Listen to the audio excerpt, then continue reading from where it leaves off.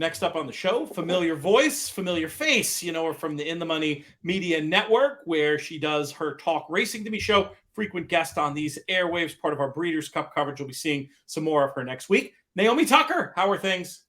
Good, thanks, Pete. It feels like forever since I had the chance to chat to you. Unfortunately, I'm not stateside, so very sadly going to be missing the action at Keeneland. It's obviously one of my favorite tracks. I even rode out there really briefly with the Godolphin layup horses. So, yeah, such a shame, but nonetheless, really excited to have a look at the card. We'll bring you in virtually through a few different ways, so we can make sure we get your insights. You had some great bold predictions last year. We're here talking about the Juvenile Turf today. Any bold predictions for us to start off?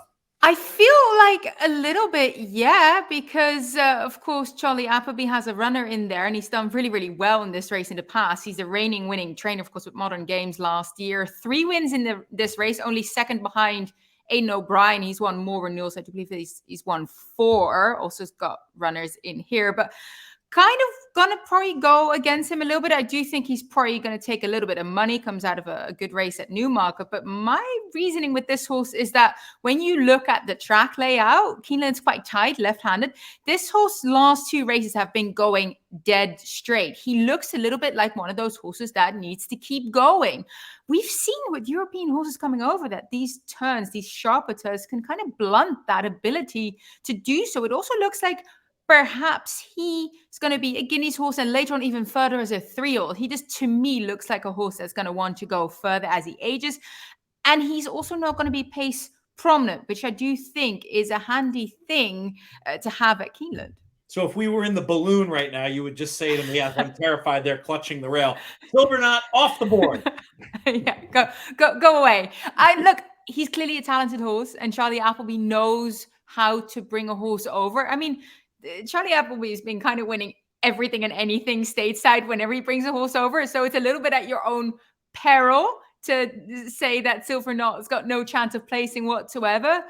But I don't think that he's the most likeliest winner or the horse that I think is interesting from a value perspective. Sure, there's going to be money on the Aidan O'Brien horses as well. And there's actually, this is a really strong, wide open field, like it always tends to be. Love these kind of races.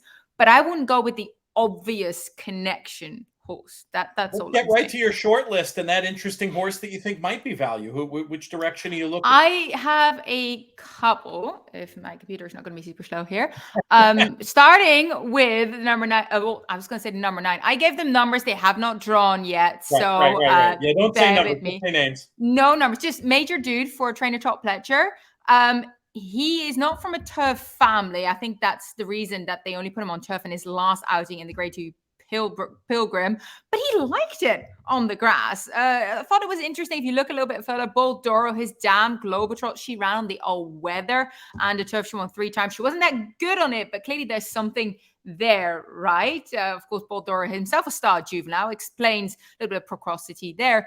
But I just love the race he ran. He had speed. He showed heart when I'm Very Busy came up at him, actually with a lot more momentum. It looks like I'm Very Busy was just going to scoot on by.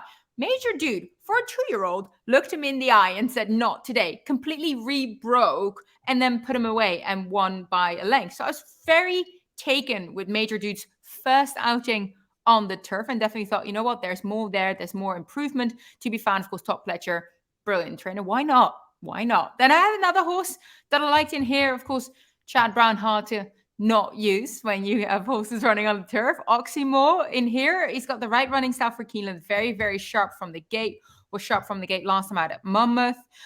Was kind of 3-4 wide into that first bend. And on top of an early pace in that first quarter. So did a lot of work throughout the race. Made a winning move. Challenged the lead. Looked like he was going to get it. Ran the harder race than I thought Webslinger, who's not on the field just yet, ended up getting beaten. But Webslinger had an easier race. He stayed away from that pace and then kind of got produced at the right time. I think Oxymore actually performed better, but just didn't get the win. So I like him. I like those 2 runners. And then I also looked at, of course, Silver Knott, like I said, as well, have him in my top 4. And then the last one I liked was Nagirroc, if I say that correctly, for trainer Graham Motion. Yep. He won the Futurity at Belmont at the Big A, which still confuses me every time I see that BAQ, but I know it is.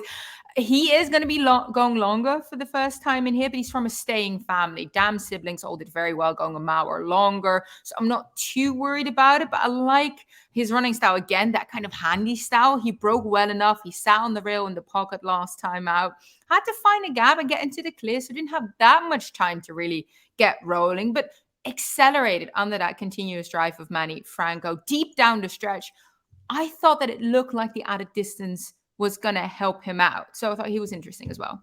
Corrigan backwards. That's the story of that name. Really? Maybe that helps remember. Yeah, Nagirroc, I think, is the right way to say it. I'm still going to probably put a cheeky title on the video, like, you know, Naomi insists Silver Knott will be off the board. I'm disappointed you put in the top 4 after that. I mean, you kind of have to because of the connections, because of the sharp Charlie Appleby, but just looking at the replays, having looked at the way he ran it, Newmarket, I'm just a little bit hesitant because what I've seen in the past in 2020, yes, European horses still do well at Keeneland, but those are the kind of flexible types. And I just think that Silver Knott is a bit more of that stayer type that might not appreciate it. Now, granted, he'll probably win and I'll have to, I don't know, swallow my words or something, but I'm just not seeing it. And I think he's going to be one of the horses that is going to be well backed because Charlie Appleby won it last year and has such a good record in this race.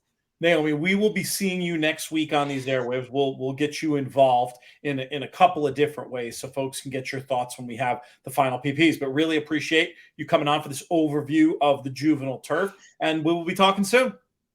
Thanks.